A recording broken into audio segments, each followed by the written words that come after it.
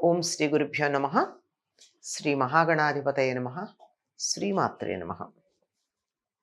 అజామిళుడి ఇతివృత్తం చెప్పుకున్నాం కదా. అజామిళుడు ఎవ్వరూ ప్రవర్తించినటువంటి దుర్మార్గపు ప్రవర్తనతో ఉండి కూడా ఆఖరు క్షణాన తన కుమారుడిదే అనుకోండి పేరు నారాయణ అని ఆ నామాన్ని ఆర్తితో త్రికరణ శుద్ధిగా పిలవడం వల్ల నారాయణ మంత్ర జపం చేసినటువంటి ఫలితం లభించి అతన్ని విష్ణుదూతలు వైకుంఠానికి తీసుకెళ్ళారు. అప్పుడు అతడు అనుకున్నాడు, నాకు ఏ పూర్వజన్మ పుణ్యం వల్లో లేదా నా తల్లిదండ్రులు చేసినటువంటి సత్కర్మల వల్లో నాకు ఇటువంటి పుణ్యం లభించింది. తెలిసి నేను ఏ ఒక్క మంచి పని కూడా చేయలేదు కదా. వారి ఇతరుల యొక్క అంటే తల్లిదండ్రుల యొక్క పుణ్యఫలం వల్లే నేను ఉత్తమ లోకాలకు వెడుతున్నాను అని అనుకున్నాడు. సరే, వెళ్ళిపోయాడు. అప్పుడు ఈ విష్ణుదూతలు యమదూతలు చాలా చర్చించుకున్నారు కదా. చర్చించుకున్నాక విష్ణుదూతలే తీసుకెళ్ళిపోవడం జరిగింది. యమదూతలు వచ్చి యముడి దగ్గర జరిగిన వృత్తాంతం చెప్పారు. చెబితే యముడు ఆలోచించాడు, సాధారణంగా ఇట్లా జరగదు కదా. విష్ణువు తన లోకానికి రావాల్సినటువంటి వాళ్ళని తన లోకానికి తీసుకెళ్ళడం ఏమిటి అని ఆలోచించి అప్పుడు దివ్య దృష్టితో చూస్తే అప్పుడు అతడికి అజామిళుడి యొక్క పూర్వజన్మ వృత్తాంతం ఏదైతే ఉందో అది కనపడింది. అనుకున్నాడు కదా అజామిళుడు కూడా, పూర్వజన్మలో నేనేమి పుణ్యాలు చేశాను అందువల్ల అని. ఆయన కూడా అప్పుడు మహారాష్ట్ర దేశంలో ఒక శివాలయంలో అర్చకుడుగా ఉండేవాడట. అలా ఉన్నటువంటి వాడు బాగా ధనం కూడా ఉందిట. ఆ కుటుంబంలో వంశపరంపరగా వచ్చినటువంటి ధనం, కొంచెం చదువు కూడా ఉంది, అర్చన చేస్తూ ఉన్నాడు, చాలా అందంగా ఉంటాడు. ఈ అందము, యవ్వనము, ధనము, ఊళ్ళో కొంచెం పలుకుబడి, ఈ 4 ఉన్నాయంటే ఎవరైనా ఎలా ప్రవర్తిస్తారో చూడండి, సరైనటువంటి పెంపకం లేకపోతే. ఆ విధంగా అతడు దుర్వృత్తికి లోనయ్యాడు. శివుడికి తెచ్చినటువంటి బహుమానాలు ఏవైతే ఉన్నాయో, కానుకలు, అవన్నీ కూడా తనే వాడుకుంటూ, శివుడి సొమ్మంతా వాడుకుంటూ, తనకున్నటువంటి అందం కారణంగా స్త్రీలను ఆకర్షిస్తూ, ఆ స్త్రీలతో విచ్చలవిడిగా ప్రవర్తిస్తూ, ఏ రకమైనటువంటి నియమ నిబంధనలు పాటించకుండా, కనీసం స్నానం కూడా చేసి దేవుడికి అర్చన చేయాలనే విషయం కూడా పక్కకు పెట్టి, ఎందుకంటే సుఖభోగాలకు అలవాటు పడినటువంటి వారు క్రమశిక్షణతో కూడినటువంటి నిత్యకృత్యాలు కలిగి ఉండరు కనుక ఆ విధంగా ఇష్టం వచ్చినట్టు ప్రవర్తిస్తూ ఉంటే, ఈ సమయంలో అతడికి ఒక బీద బ్రాహ్మణుడి యొక్క భార్య అందం ఆకర్షించింది. ఈ ఆకర్షణతో ఆవిడ్ని లొంగ తీసుకున్నాడు. ఆవిడ కూడా భర్త బీదవాడై తన కోరికలన్నీ తనకు కావలసినట్టుగా తీర్చట్లేదు అనేటటువంటి భావనతో ఇతడికి లొంగింది. ఎప్పుడైతే అందగాడు, ధనవంతుడు, రకరకాల బహుమానాలు ఇస్తున్నాడో అతడి మోజులో పడి భర్తను నిర్లక్ష్యం చేసింది. ఎందుకంటే ఆయన బీదవాడు. కొద్దిగా చూచాయిగా అతడికి అనుమానం ఉన్నా నిర్ధారణ లేదు, అందువల్ల ఏమీ చేయలేదు. ఇటువంటి సందర్భంలో ఒకసారి అతడు పొరుగురుకు వెళ్ళి ఏదో సామాను కొంత తీసుకుని పెద్ద మూటలు ఎర్రని ఎండలో తీసుకుని వచ్చి వాటన్నిటిని అక్కడ పడేసి తనకు ఆకలిగా ఉంది భోజనం పెట్టమంటే, ఈవిడ మనసంతా ఆలయంలో ఉన్న అందగాడైన ధనవంతుడైనటువంటి వాడి మీదే ఉంది. దాంతో భర్త నిరాకరించింది. ఆయన చాలా చులకన చేసింది, నిరాదరించింది. ఎర్రని ఎండలో ఆకలి మీద ఉన్నాడు, భార్య మాట కాదంది, పైగా చులకనగా మాట్లాడింది. అక్కడ ఒక కర్ర ఉంటే ఆ కర్రతో కొట్టేట. ఆవిడేం చేసిందిట, ఆయన చేతిలో కర్ర లాక్కుని అతన్ని కొట్టింది. అదే కర్ర. చక్కగా చూడండి ఎంత చక్కని సరసమైన సంసారము. అలా ఉంటే అతడికి కోపం వచ్చి, అసలు సాధారణంగా అట్లా చెయ్యరెవరూను. అతడికే బాధ అనిపించింది. అయ్యో, నేను చూసుకోవాల్సినటువంటి వాణ్ణి భార్యని నేను కొట్టానేంటి కోపం తెచ్చుకుని అని బాధ కలిగి ఇంట్లోంచి వెళ్ళిపోయాట అతను. అమ్మయ్యా, ఇతడి బాధ నాకు వదిలింది అనుకుందావిడ. అనుకుని శివాలయంలో అర్చకుడిని కలుసుకోవడానికి సమయం సాయంకాలం, పగలు కుదరదు. అందుకని ఈవిడికి ఇంకా ఆ కామ వికారం ఎక్కువైపోయి వీధరుగు మీద కూర్చుని అటు వెడుతున్నటువంటి ఒక చాకలి వాడిని పిలిచి తన కోరిక తీర్చమని అడిగిందిట. చూడండి, స్త్రీలల్లో కూడా ఇలాంటి దుర్మార్గులు ఉంటారన్నమాట.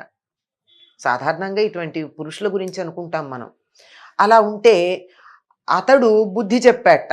ఏమ్మా, నువ్వు బ్రాహ్మణ స్త్రీవి, నేను చాకలివాణ్ణి, నన్ను పిలిచి ఇట్లా మాట్లాడుతున్నావు, పైగా నువ్వు మంచి బ్రాహ్మణుడికి ఇల్లాలివి, ఇటువంటి కోరికలు కోరుకోవడం మంచిది కాదు, నువ్వు ఇట్లాంటి దానివి అని ఏవో మంచి మాటలు చెప్పి వెళ్ళిపోయాడు. ఎందుకో అతన్ని ఏమీ అనలేదు ఆవిడ, కొట్టలేదు, భర్తనైతే కొట్టింది కానీ.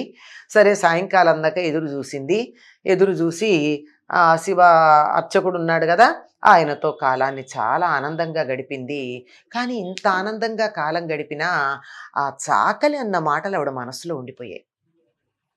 చూడండి, మన సంప్రదాయంలో కులాల పేర్లు ఎత్తారు అంటారు కానీ మంచి మాట ఏ కులం వాళ్ళు చెప్పినా దానికి విలువ ఉంటుంది. అది ఒక రకమైనటువంటి వృత్తుల కోసం ఏర్పాటు చేసుకున్న విభాగమే తప్ప ఎవరిని చులకన చేసేది కాదు. చాకలంటే ఏం చేస్తాడు, వాడికి మడేలు అని పేరండి. అంటే మాలిన్యం పోగొట్టి మడిగా తయారు చేస్తాడు బట్టల్ని.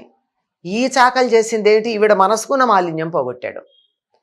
శివార్చకుడితో ఆనందంగా సమయం గడుపుతూ ఉంటే కూడా ఈ చాకలి మాటలు మనసులో ఉన్నట్టున్నాయి, తాను చేసింది తప్పు అని ఆవిడ భావన కలిగిందట. అంటే అతడు ఆవిడ గురువయ్యాడు. ఆ భావనతో ఇంటికి వచ్చి ప్రవర్తన మార్చుకుని తన భర్త ఎక్కడ ఉన్నాడో వెతుక్కురమ్మని మనుషుల్ని పంపించి మొత్తానికి భర్తని వెనక్కి తీసుకుని వచ్చింది, తెప్పించుకుంది. కొంతకాలానికి ఈవిడ చనిపోయింది. ఆ శివార్చకుడు కూడా కాలధర్మం కదండి, అతడు కూడా శరీరం వదిలాడు. ఆ శివార్చకుడు శరీరం వదిలి నరకానికి వెళ్ళి చేసింది మామూలు పనిలా, చెడ్డ పనే తప్పు. ఆ చెడ్డ పని ఆలయంలో చేశాడు, శివుడి యొక్క ధనంతో చేశాడు.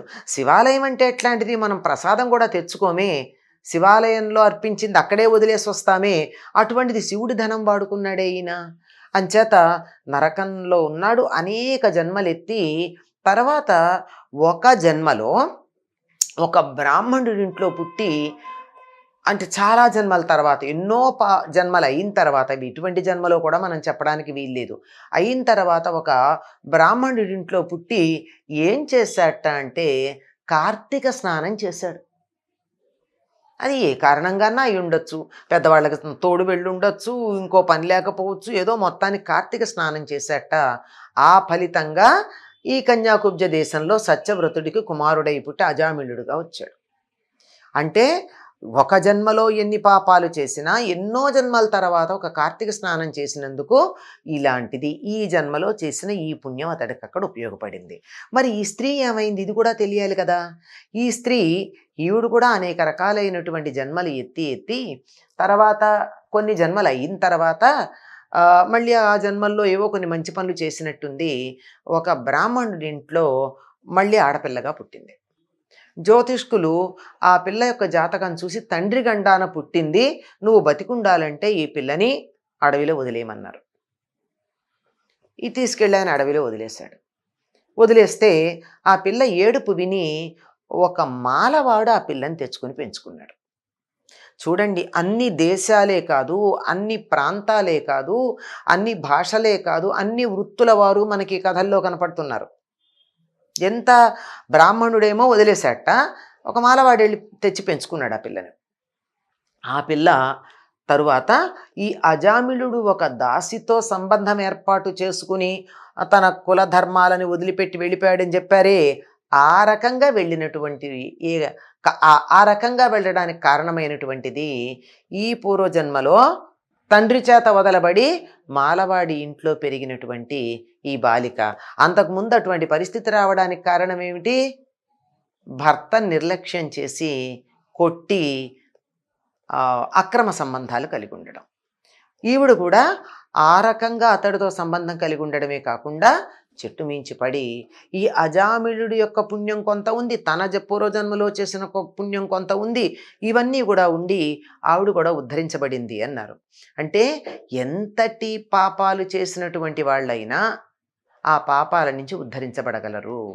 అంటే పాపాలు చెయ్యమని కాదు ఇక్కడ అర్థం, పాపాలు చేయకుండా ఉంటే మరీ మంచిది. సత్కార్యాలు చెయ్యాలి. ఈ కథలు విన్నాకైనా తర్వాత ఏం జరిగిందని కాదు, వాళ్ళు ఎన్ని జన్మలు నరకంలో ఉన్నారు, ఎన్ని రకాల బాధలు పడ్డారు, ఎన్ని రకాలైనటువంటి జన్మలెత్తారు, మానవ జన్మ కాక ఎన్ని జంతు జన్మలెత్తారు, ఈ విషయాలన్నీ కూడా మనకు అర్థమైనప్పుడు అయ్య బాబోయ్! జాగ్రత్తగా ఉండడమే మంచిది. సత్ప్రవర్తన కలిగి ఉండడమే మంచిది. ఇప్పటికే మనం అనుభవిస్తున్నటువంటి కొన్ని రకాలైన బాధలకి తెలుసో తెలియకో ఈ జన్మలోనో, క్రితం జన్మలోనో చేసినటువంటి పాపాలు కారణమై ఉంటాయి. కనుక వాటన్నింటినీ పరిహారం చేసుకునేటటువంటి సత్కర్మని నేను ఇప్పుడు చేస్తాను. సద్బుద్ధితో ఉంటాను. సదాచరణ కలిగి ఉంటాను అనేటటువంటి సంకల్పం చేసుకోవడానికి ఈ కథలు మనకి ప్రేరణనిస్తాయి. కనుక కార్తీక పురాణం వినడం అనేది ఇందులో ఒక భాగంగా ఉంది. కార్తీక మాసంలో నది స్నానం చేయడం ఒకటి కారణంగా ఉంది. ఇవన్నీ కలిసి రావడం అన్నది ఒక యోగ్యత. పూర్వజన్మల్లో చేసినటువంటి సత్ఫలితాలు కూడా, ఐ రిపీట్, పూర్వజన్మల్లో చేసినటువంటి సత్కార్యాలు కూడా ఫలితాన్ని ఇక్కడ ఇవ్వడం అనేది ఉంది. ఇవన్నీ అర్థం చేసుకుని కార్తీక మాసం అనేటటువంటిది పరమ పవిత్రమైంది గనక, అంటే ఎన్నో జన్మల్లో అనేక జంతు జన్మలు ఎత్తి కూడా ఒక జన్మలో నదీ స్నానం కార్తీక మాసంలో చేసిన కారణంగా మళ్ళీ అజామిళుడుగా జన్మించడం జరిగిందన్నామే. ఇవి గుర్తుంచుకుని పాపకార్యాలు చేయకుండా పుణ్యకార్యాలు చేసేటటువంటి ప్రయత్నం ఈ నెలంతా చేస్తే తర్వాత అదే అలవాటైపోతుందండి. కొంతకాలం చేశాక ఏమనిపిస్తుంది, మంచి పని చేస్తే ఎంత బాగుందో, ఇదే కదా నాకు ఉపయోగపడుతుంది అని అనిపిస్తుంది.